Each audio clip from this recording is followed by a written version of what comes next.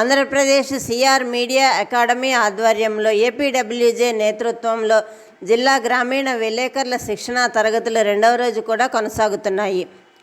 తెనాలి రామకృష్ణ కవి కళాక్షేత్రంలో ఆదివారం ఉదయం అకాడమీ చైర్మన్ ఆలపాటి సురేష్ కుమార్ అధ్యక్షతన జరిగిన సభలో దేవగళ్ల రామకృష్ణ, డి సోమసుందర్, మంగేష్, అజయ్లు పాల్గొని విలేకరుల నుంచి డెస్క్ కోరుకునే అంశాలపై ప్రసంగించారు.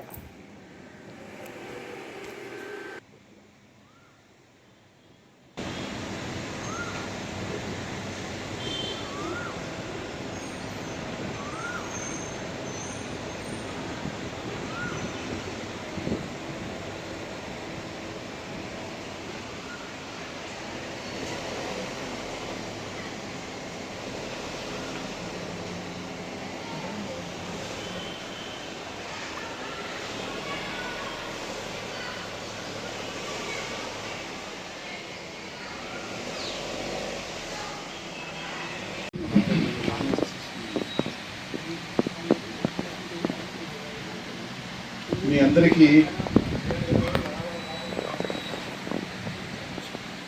డెస్క్ అంటే డెస్క్ ప్రాముఖ్యత దినపత్రిక తయారీలో దాన్ని వివరించి చెప్పాల్సిన పని లేదు.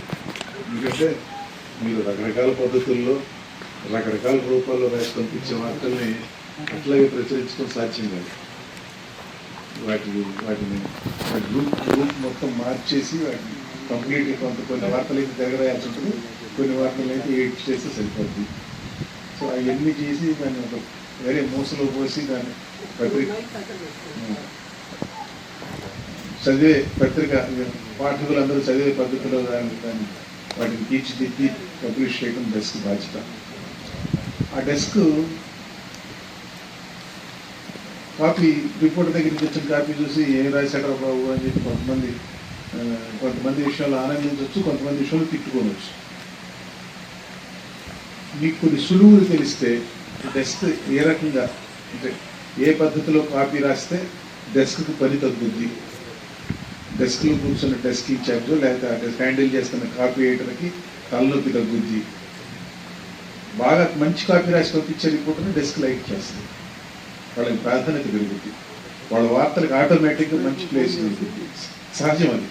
బాగా రాసే విలేకరిని డెస్క్లో సత్కరిస్తారు ఆ విధంగా ప్రతిరోజు. సో అది మీకే మంచిది ఆ విధంగా రాయగలిగితే. ఆ విధంగా ఎట్లా రాయాలి, ఆ మెళకువలు ఏమిటి, సులువులు ఏమిటి, ఆ న్యాక్ ఏమిటి అనేది వివరించడానికి రామకృష్ణ గారు వచ్చారు. ఆయన ఆంధ్రజ్యోతిలో ఎడిషన్ ఇన్ఛార్జి రామకృష్ణ గారు. Thank you sir. CR academy Andhra Pradesh Guntur జిల్లా విలేకరుల పునశ్చరణ తరగతులకి ఈ తెనాలి పట్టణంలో ఏర్పాటు చేసిన ఈ కార్యక్రమానికి, అట్లాగే press academy chairman Alapati Suresh Kumar గారికి, సీనియర్ జర్నలిస్ట్ సోమసుందర్ గారికి, ఇక్కడికి ఇచ్చేసిన పాత్రికేయ మిత్రులందరికీ నా నమస్కారాలు. నా పేరు దేవగళ్ల రామకృష్ణ. నేను స్టార్టింగ్ 2000 సంవత్సరంలో వార్తా రిపోర్టర్గా ఈస్ట్ గోదావరి జిల్లా కడియం మండలం రిపోర్టర్గా నేను పనిచేశాను 2 years. తర్వాత ఆంధ్రజ్యోతిలో స్టిల్ ఇప్పటికీ నేను కంటిన్యూ అవుతున్నా. మధ్యలో 1 సంవత్సరం సాక్షిలో పనిచేశాను. ప్రజెంట్ వెస్ట్ గోదావరి జిల్లా ఎడిషన్ ఇన్ఛార్జిగా ఉంది. టోటల్గా ఈ పాత్రికేయ లైఫ్లో 25 years నేను కంప్లీట్ చేశాను. ఇందులో 23 years నేను డెస్క్లోనే ఉన్నాను.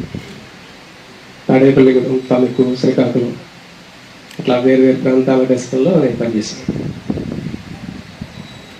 ఇప్పుడు ప్రతిరోజు మేము కొన్ని వేల వార్తలు మేము చూస్తూ ఉంటాం. ఇక్కడ ముఖ్యంగా చెప్పేది ఏంటంటే నెట్వర్క్ అండ్ డెస్క్ రెండు ఏ పత్రిక అయినా 2 కళ్ళు లాంటి, 2 జోడెద్దుల బండి, 2 ఎడ్ల బండి లాంటి.